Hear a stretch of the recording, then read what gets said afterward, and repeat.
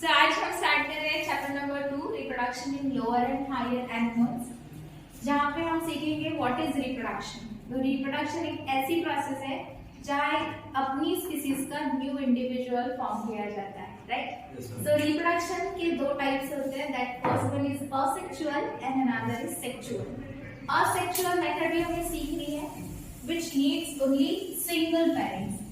यहाँ पे सिर्फ वन गैमेट की जरूरत होती है, एक पेरेंट की जरूरत होती है। वही सेक्सुअल रिप्रोडक्शन के दौरान दो गैमेट्स की जरूरत होती है, जो दो gametes one come from male and another is from female. So mostly ये हमें इस चैप्टर में कवर करना है human being regarding. Human being का सेक्सुअल रिप्रोडक्शन हम इस चैप्टर में सीखेंगे। देन हम सीखेंगे रिप्रोडक्टिव सिस्टम, एक फीमेल में किस तरह की रिप्रोडक्टिव सिस्टम होती है, एक मेल में किस तरह की रिप्रोडक्टिव सिस्टम होती है।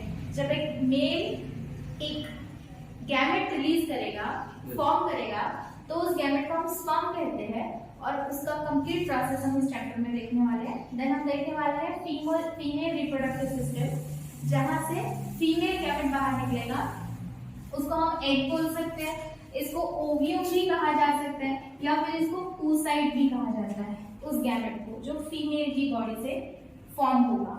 एंड देन इन दोनों का जो फ्यूजन होगा दैट इज फर्टिलाइजेशन। जो प्रोसेस है मेल रिप्रोडक्टिव सिस्टम से स्पर्म फॉर्मेशन की, उस प्रोसेस को हम स्पर्मेटोजेनेसिस कहते हैं। व्हाइल फीमेल रिप्रोडक्टिव सिस्टम से जो एग फॉर्मेशन होगा वो oogenesis प्रोसेस से होगा। तो सारी प्रोसेस हम इस चैप्टर में क्लियर करना है। लेटर ऑन जब ये दो गैमेट्स एक दूसरे के साथ फ्यूज होकर जो प्रोसेस होगी, फ्यूज होने के बाद जो होगा, उस प्रोसेस को कहा जाता है फर्टिलाइजेशन। और फर्टिलाइजेशन को हमें आगे भी पढ़ना है, थोड़ा आगे प्रोसेस करेंगे तो उस फर्टिलाइजेशन के बाद जाइगोट फॉर्मेशन होगा, उसके बाद एम्ब्रियो बनेगा।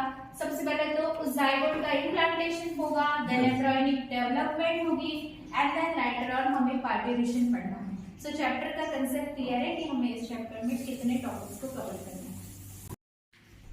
So we are starting asexual reproduction, जहाँ पे सिंगल पेरेंट्स की वजह से एक न्यू ऑफस्प्रिंग फॉर्मेशन होगा, एक न्यू इंडिविजुअल बनेगा, जहाँ पे दो गैमेट्स की जरूरत नहीं है। एक single gamete can form a new progeny और ऑफस्प्रिंग। कि इसके लिए हमें दो टाइप्स पढ़ने, जिम्यूल पढ़ना है, एक बडिंग पढ़ना है। तो जिम्यूल को पढ़ने के लिए एक एग्जाम्पल यहाँ पे याद रखना है, स्पॉन्जेस। स्पॉन्जेस जो होते हैं वो फाइलम पोरिफेरा से बिलोंग करते हैं, राइट। इनकी बॉडी को अगर देखा जाए तो कुछ इस तरह से ये दिखाई देंगे और इनकी बॉडी पे कुछ पोर्स फॉर्मेशन दिखाई देगा। ये जो पोर्स दिखाई दे रहे हैं, इनमें से कुछ ऑस्टिया है, कुछ ऑस्क्यूला है, ठीक है। ऑस्टिया है या कुछ ऑस्क्यूला है।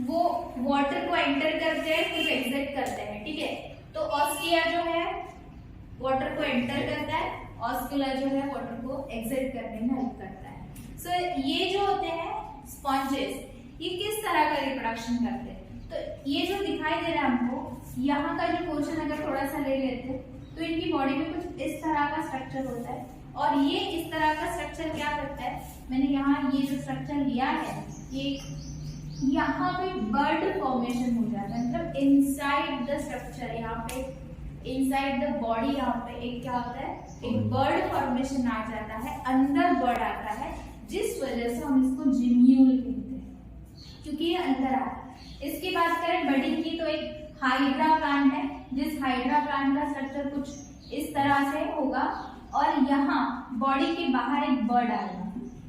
ये हाइड्रा में होता है, बॉडी के बाहर एक बर्ड आएगा और ये बर्ड ग्रो करेगा। तब तक ये न्यूट्रिशन जो है वो अपने पेरेंट्स से लेता रहेगा एंड लेटर ऑन क्या हो जाएगा, ये इंडिविजुअली सरवाइव करना सीख जाएगा, यहाँ से अपने आप को ब्रेक करेगा और एक न्यू हाइड्रा का फॉर्मेशन होगा।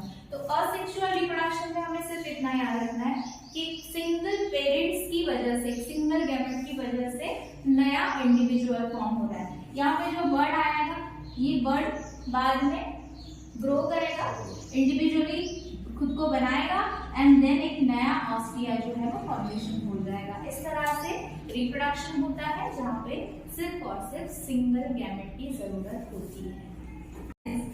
सो आज हम सेक्सुअल रिप्रोडक्शन स्टार्ट कर रहे हैं। और सेक्सुअल रिप्रोडक्शन मोस्टली हमें ह्यूमन बीइंग के बारे में पढ़ना है। ह्यूमन बीइंग विविपोरस होते हैं, यानी कि वो एक न्यू इंडिविजुअल को जन्म देते हैं। उनमें मेमोरी ग्लैंड का प्रेजेंस होता है, दैट्स व्हाई हम उन्हें विविपोरस कहते हैं, राइट। तो हम सीख रहे हैं कि सेक्सुअल रिप्रोडक्शन जो होगा ह्यूमन बीइंग में, और ह्यूमन बीइंग कैसे है, विविपोरस नेचर के। विविपोरस कंसीडर करना है कि वो मेमोरी ग्लैंड का प्रेजेंट होना, अपने बच्चे को जन्म देना, न्यू ऑफस्प्रिंग फॉर्म करना, राइट। इसमें सबसे पहले हम सीख रहे हैं मेल रिप्रोडक्टिव सिस्टम, जिसमें हम 3 पॉइंट पे फोकस करेंगे। सबसे पहले हम सीखेंगे प्राइमरी रिप्रोडक्टिव ऑर्गन, जिसको हम प्राइमरी सेक्स ऑर्गन भी कहते हैं, और एक मेल में ये सेक्स ऑर्गन होता है टेस्टिस, राइट। देन हम एक्सेसरी डक्ट के बारे में थोड़ी इंफॉर्मेशन लेंगे। दैट एक्सेसरी डक्ट, डक्ट का मीनिंग याद रखना, इट इज नथिंग बट रास्ता, एक ऐसा रास्ता जहां से हार्मोन्स जा सकते हैं, खुद को सीक्रेट कर सकते हैं, और फिर उसको पढ़ने के बाद हमें पढ़ना है एक्सेसरी ग्लैंड। ये ऐसे ग्लैंड्स हैं जिनके पास खुद का रास्ता नहीं है, फिर भी ये सीक्रेशन कर पा रहे हैं, और सीक्रेशन करके खुद का सीक्रेशन डायरेक्टली ब्लड में रिलीज करते रहते, that is accessory gland. So in topic को कवर करना है हमें आगे। तो इसमें यहाँ जो टेस्टिस हम स्टार्ट करेंगे, प्राइमरी रिप्रोडक्टिव ऑर्गन है, जिसे हम सेक्स ऑर्गन के नाम से भी जानते हैं। और ये टेस्टिस क्या फॉर्मेशन करेगा, स्पर्म फॉर्म करेगा। जो एक गैमेट होता है, मेल गैमेट, इसको फॉर्म करने का काम होता है टेस्टिस का, जिस गैमेट का नाम है स्पर्म। और मैंने इसके पहले भी बताया, इस प्रोसेस का नाम है स्पर्मेटोजेनेसिस, राइट। स्पर्मेटोजेनेसिस से गैमेट का फॉर्मेशन होगा। साथ में यहाँ एक्सेसरी डक्ट से कुछ एक्सेसरी ग्लैंड से सिक्रीशंस आएंगे, जो इस स्पर्म को न्यूट्रिएंट प्रोवाइड करेंगे, उसको मैच्योर्ड बनाएंगे। यहाँ सबसे इंपॉर्टेंट एक हार्मोन हमें पढ़ना है, सेक्स हार्मोन, जो एंड्रोजन है, जिसका टाइप है टेस्टोस्टेरोन, ठीक है। तो इस चैप्टर में हमें आगे इतना कवर करना है।